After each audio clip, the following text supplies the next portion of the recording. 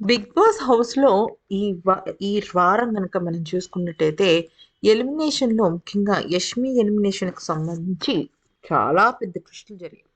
నిజానికి 'big boss' చరిత్రలో first వచ్చిన లేడీ కంటెస్టెంట్ ఇంత తొందరగా బయటికి వెళ్ళిపోవటం ఇదే మొదటిసారి. అది 'యష్మి'కి మాత్రమే అయిందనమాట. అయితే లాస్ట్ వీక్ అంటే ఈ వీక్ నామినేషన్స్ చూసినట్టయితే రోహిణి గాని, గౌతమ్ గాని, తేజ గాని, అవినాష్ గాని ఎవ్వరు నామినేషన్స్‌లో లేరు. ఆఖరికి విష్ణుప్రియ కూడా నామినేషన్స్‌లో లేదు. కానీ ప్రేరణని, యష్మిని టార్గెట్ చేయడము, మీరు గ్రూప్ గేమ్ ఆడారనడము, ఎనకాల వాళ్ళేదో చెప్పుకున్న మాటలన్నిటిని బయట పెట్టేసి చాలా రచ్చరచ్చ చేశారు ఎక్స్ కంటెస్టెంట్స్. దాంతో యష్మి విషయంలో ఊహించని ట్విస్ట్ నడిచింది. రోహిణి గాని, తేజ గాని ఉండుంటే బావుండేది. దానికి తోడు యష్మి, నిఖిల్ లవ్ మ్యాటర్ అనేది చాలా సెన్సిటివ్‌గా బయటికి ప్రొజెక్ట్ అయింది. దానికి తోడు నిఖిల్‌కి, యష్మికి గొడవ, యష్మికి ప్రేరణకి గొడవ, యష్మికి గౌతమ్‌కి ఇలాగా రకరకాల మందితో.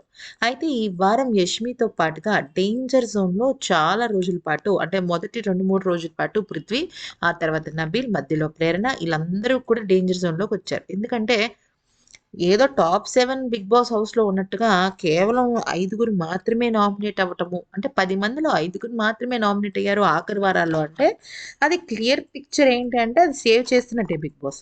అయితే ఈ వారం అంటే 12 వారాల పాటు యష్మి బిగ్ బాస్ హౌస్‌లో ఉండి 12వ వారం బిగ్ బాస్ హౌస్ నుంచి ఎలిమినేట్ అయిపోయింది. ఎందుకంటే ఆఫీషియల్‌గా యష్మి బిగ్ బాస్ హౌస్ నుంచి గుడ్ బై చెప్పేసింది. కానీ ఇక్కడ ట్విస్ట్ ఏంటి అంటే బిగ్ బాస్ ఇంటి సభ్యులందరూ కూడా ఈ వారం డబుల్ ఎలిమినేషన్ అనుకున్నారు.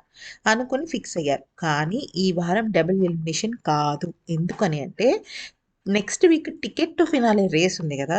ఈ రేస్‌లో ఊహించని విధంగా ఫైర్ తీసుకురావడం కోసం బిగ్ బాస్ చాలా ప్లాన్ చేస్తుంది.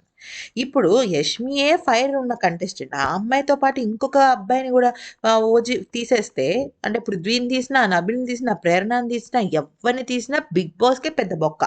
అందుకని ఈ వారం డబుల్ ఎలిమినేషన్ ఆపేసి యష్మిని మాత్రమే ఎలిమినేట్ చేయడం జరిగింది.